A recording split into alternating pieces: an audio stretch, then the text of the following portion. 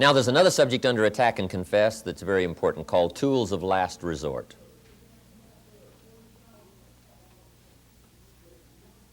Tools of last resort.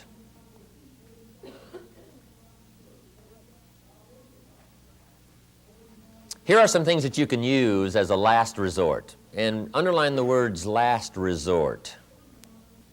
Here's some things you don't want to use unless there's no hope left. But if the situation is serious enough and you've gotten into a presentation situation, or you're talking with somebody, you're trying to solve a problem, trying to get something done, get somebody to buy, get somebody to change, whatever, you might now have to get what we call right down to it. And here are what we call tools of last resort. But you should only use them sparingly. Use them only if there's no hope left. But it's serious enough and you still have to get the job done, and here they are. First one is a direct attack. Now see, you've got to be very careful of a direct attack. This is where you get right on somebody's case directly. Say, John, let me tell you what I think of your current situation. A direct attack. Now you've got to be very careful of a direct attack because it's now starting to get personal. Instead of confessing yourself, instead of telling another story to illustrate it, now as a tool of last resort, if you've got no choice left, you can't get the job done unless you resort to this. You can resort to it, but you must be careful. Here's what you don't want to do in a direct attack. You don't want to strip someone of their dignity. You leave intact a person's dignity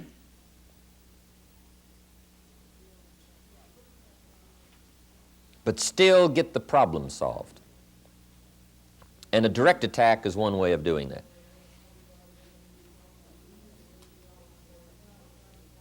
If you've got a little sales organization going, right, and you're trying to recruit somebody in your sales organization, they say, well, I don't know whether I want to or not.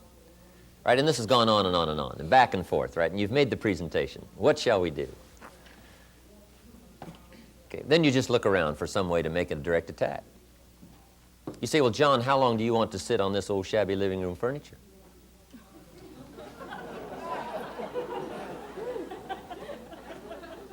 Now, see, that's what you call a direct attack. Okay? It means you're getting right down to it. Okay? Now, you don't have to do this, right, until it's kind of there's no hope left. Always remember this in the communication process. Give people the fun reasons for doing it first. Give them the easy reasons for doing it first before you get to the hard reasons.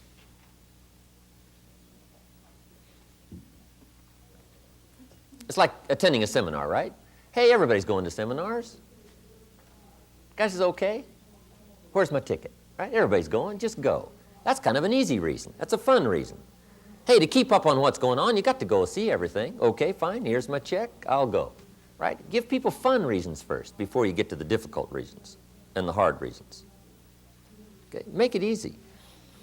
One of my staff members said to somebody one time, you got to go listen to Mr. Rohn's seminar, the evening seminar. It's 3 hours, it's a lot of information. I think you'll enjoy it. The guy said, hey, look, I've been to all those seminars. And my staff member said, wonderful. Filled out the ticket, handed it to him, said, here's your ticket, give me your check, so that you can continue to say, I've been to all those seminars. That's easy, right? Guy says, you got me, right?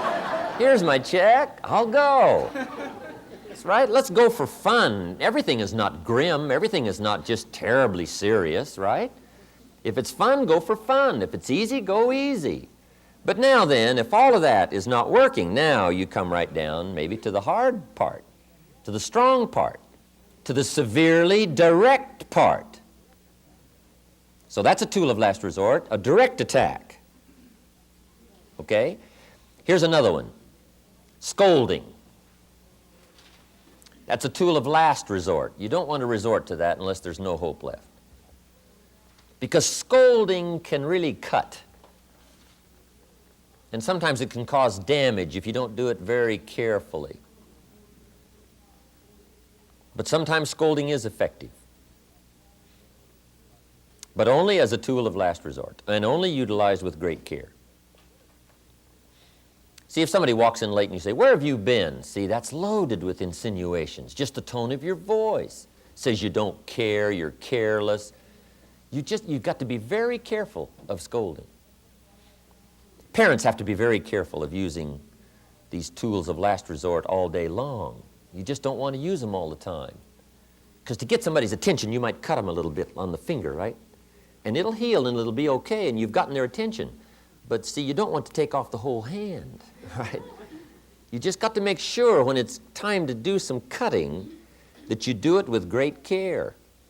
Now here's another tool of last resort, sarcasm. Who do you think you are? Now see, that's effective in the right place, but you got to make sure it's only a tool of last resort. I don't mind a minister consigning my soul to hell fire for my sinful ways.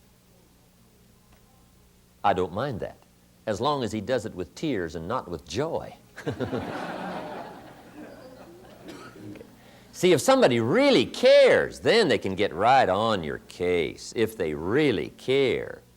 And that mixture of really caring and pointed discussion can bring the most phenomenal results. But you still have to learn to use it carefully. Remember, so many matters in conversation are matters of the heart. Matters of the heart, matters of the soul, matters of the spirit, as well as matters of the mind. So you got to be careful. See, you don't want to operate on the heart with a hatchet because you'll lose the patient. You got to operate on the matters of the heart and still leave the dignity. Still leave somebody with their sense of well-being. Get to the problem, but don't destroy the person in the process. But that's all wrapped up now in this attack and confess, getting to the problems, finding out where the hitch is, finding out where the snags are, finding out where the excuses are, finding out where the weakness is and try to make it strong, finding out where the delay is, the procrastination. You just got to find out what the problem is. If people don't decide and if they don't change and if they don't buy it, you know, there may be some of these reasons here, some of the negative sides. So you got to learn to handle that. Okay, that's the third part to the presentation, attack and confess. Does that make sense? Is that helpful? Okay?